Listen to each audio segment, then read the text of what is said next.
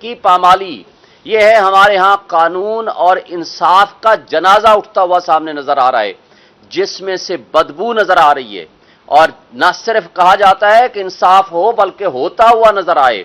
लेकिन पाकिस्तान की तारीख में हमने माजी में भी देखा, लेकिन आज सबके सामने, पूरी पाकिस्तानियों के सामने, पूरी दुनिया के सामने इंसाफ का कत्ल हमने अपनी आंखों से देखा।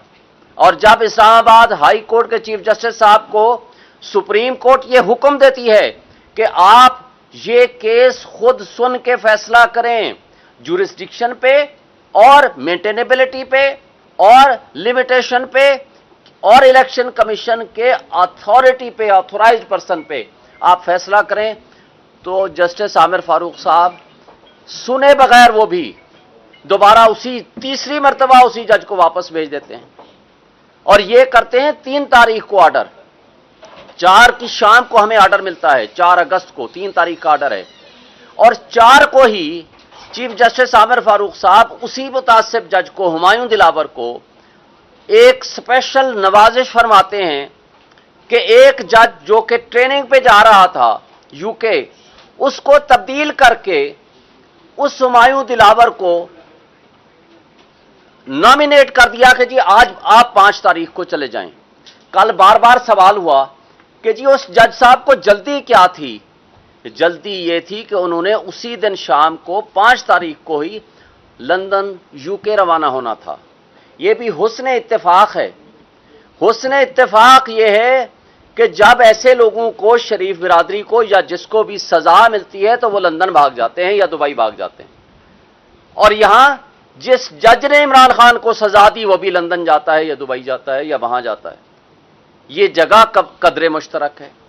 फिर यहां ये भी हमने माजी में देखा कि जिसको सजा होती है वो बीमारी का बहाना बना के लंदन चला जाता है। और यहां जो शख्स सजा देता है वो बीमार हो जाते हैं और हमारे केसेस ही नहीं लगते, वो जज साहबान ही बीमार हो जाते हैं। ये काबिल अफसोस है या हुस्न इत्तेफाक है।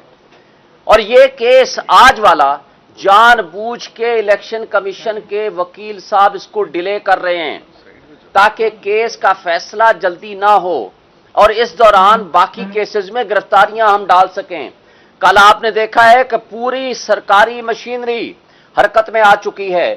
अब आईजी साहब को भी फिक्र लाहक हो गई कि जनाब जाएं, बाकी केसेस पड़े हुए हैं, वो केसेस जिसमें इमरान खान साहब के अदम पैरवी केसेस खारिज हुए हैं, जमानतें। और अदम पैरवी क्यों? कि जी वो आए नहीं हैं। भाई वो कैसे आए? क्या वो जानबूझ के नहीं आ रहे? आप प्रोटेक्शन ऑर्डर जारी करें, लेकिन उनको भी जल्दी हो गई। साइफर के केस में एफआईए को भी जल्दी हो गई।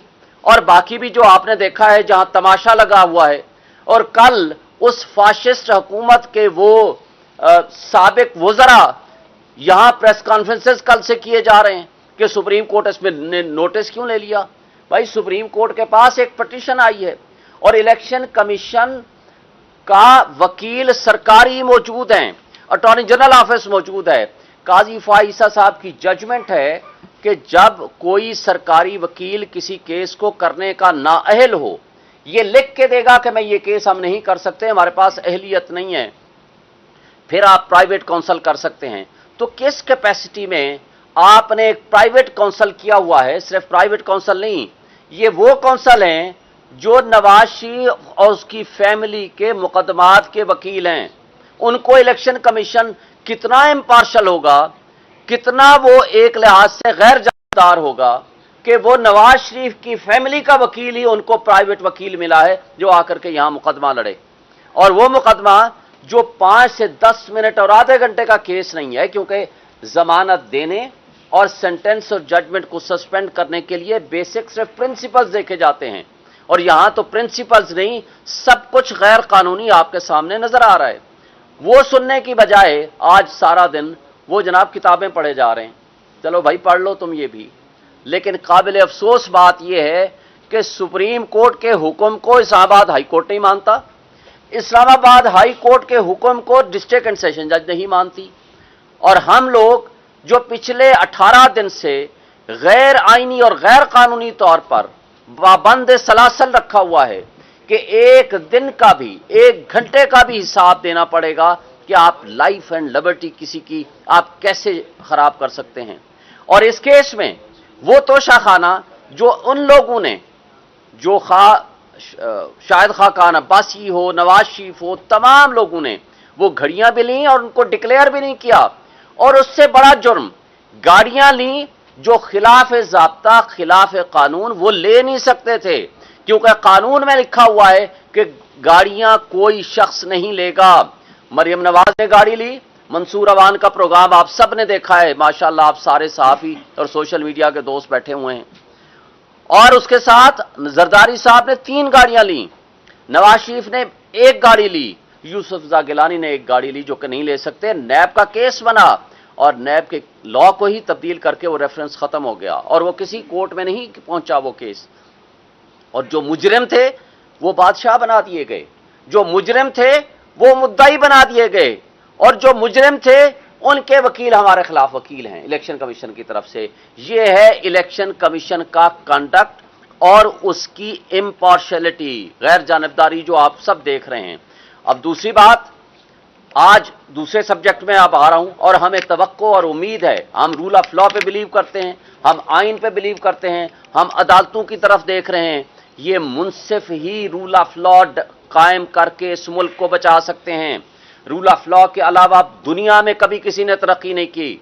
और एक बात बता दूं, मुझे बताएं, पाकिस्तान से बाहर बैठने वाला कोई भी हमारा पाकिस्तानी हो या कोई भी शख्स हो, आज आपका जो यूथ है वो यहां से भाग रहा है, लोग यहां से पैसा लेके भाग रहे हैं। वजह क्या है कि उनको आपके निज़ाम इंसाफ पे बिलीव नहीं है, आपको यहां के कानून पे बिलीव नहीं है। किसी को किसी भी वक्त उठाया जा सकता है, गायब किया जा सकता है। किधर है आज इमरान रियाज, जो लॉ एनफोर्समेंट एजेंसीज के हाथों से गायब हो गया और हजारों की तादाद में लोगों को उठाया गया जिनका पता ही कोई नहीं है। और इस तरह का तर्ज अमल कभी रियासतों को तरक्की नहीं देता। आज जितनी बेयकीनी और अनसर्टेनिटी है, और रोज आपका डॉलर बढ़ रहा है, रोज आपका पेट्रोल बढ़ रहा है, रोज आपका बिजली के यूनिट आपके बढ़ रहे हैं, क्या गरीब आदमी को जिंदा रहने देना है?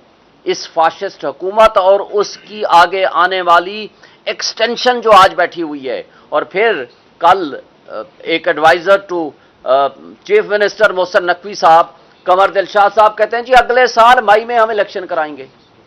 भाई अगले साल मई में क्यों, आप 10 साल बाद करा लो। ज़िया-उल हक ने कहा था 90 डेज में इलेक्शन कराऊंगा, उसके बाद उसने 11 साल नहीं कराए। किसने पूछा? इसलिए कि आइन मुअत्तल था। आज भी आप आइन को प्रैक्टिकली मुअत्तल कर चुके हैं। आइन का आर्टिकल 224, आइन का आर्टिकल 48 सब आर्टिकल 5 ये वाजे कर देता है कि इलेक्शंस 90 डेज में होने हैं, उसके अलावा कोई सेकंड ऑप्शन, कोई सेकंड राय नहीं है। और जब president of Pakistan national assembly को डिसॉल्व करे अंडर आर्टिकल 48, तो उसी 48 के सब आर्टिकल 5 में लिखा हुआ है कि प्रेसिडेंट ऑफ पाकिस्तान ने डेट देनी है। उसके अंदर इलेक्शन कमीशन के साथ कंसल्टेशन भी नहीं है। ना सिर्फ कंसल्टेशन नहीं है, बल्कि उसमें प्रेसिडेंट साहब ने ऐसे मैटर ऑफ कर्टसी उनको बुलाया है कि आए जी, चूंकि फ्री एंड फेयर इलेक्शन कराना आपकी जिम्मेदारी है, आए मैं डेट देना चाहता हूं, आए मेरे साथ कंसल्ट करें। और जो आज खत लिखा है इलेक्शन कमीशन ऑफ पाकिस्तान ने, ये आइन की खिलाफ वर्जी है, कानून की खिलाफ वर्जी है और तौहीन अदालत भी है। वजह उसकी क्या है कि इस प्रिंसिपल को सुप्रीम कोर्ट ऑफ पाकिस्तान 1 मार्च और 4/4 के फैसले में, जो कि रिपोर्टेड जजमेंट भी अब हो चुकी है, उसको रीडिटर्मिन कर चुके हैं, उसको इंटरप्रेट कर चुके हैं, डिफाइन कर चुके हैं। तो अब उस इशू को, जिसको already supreme court of Pakistan determine कर चुकी है, तो इलेक्शन कमीशन प्रेसिडेंट को कहता है आपको पावर नहीं है, आपको अख्तियार ही नहीं है। एक बात वाजे कर दें, अगर प्रेसिडेंट ऑफ पाकिस्तान ये असेंबली डिसॉल्व न करते, बाय एफ्लक्स ऑफ टाइम ये डिसॉल्व हो जाती, तो उस सूरत में सेक्शन 57 वो फिर फील्ड में आ जाता इलेक्शन एक्ट का, जो कि अब वो प्रेसिडेंट से पावर हटा के इन्होंने इलेक्शन कमीशन को पावर दे दी है। लेकिन अगर असेंबली डिसॉल्व कर दे, खा वो गवर्नर करे तो गवर्नर, और अगर प्रेसिडेंट डिसॉल्व करे तो प्रेसिडेंट डेट देने का पाबंद है under the constitution article 48 sub article 5। जो आइन होता है उसके ताबे होते हैं तमाम कवानीन। कोई कानून आइन से ओवर एंड अबव नहीं होता। ये उल्टा बात कर रहे हैं। और ये इलेक्शन कमीशन ऑफ पाकिस्तान की इसका मतलब है गैर जानिबदारी तो आपके सामने आ चुकी है कि वो किस कदर जानिबदार हैं।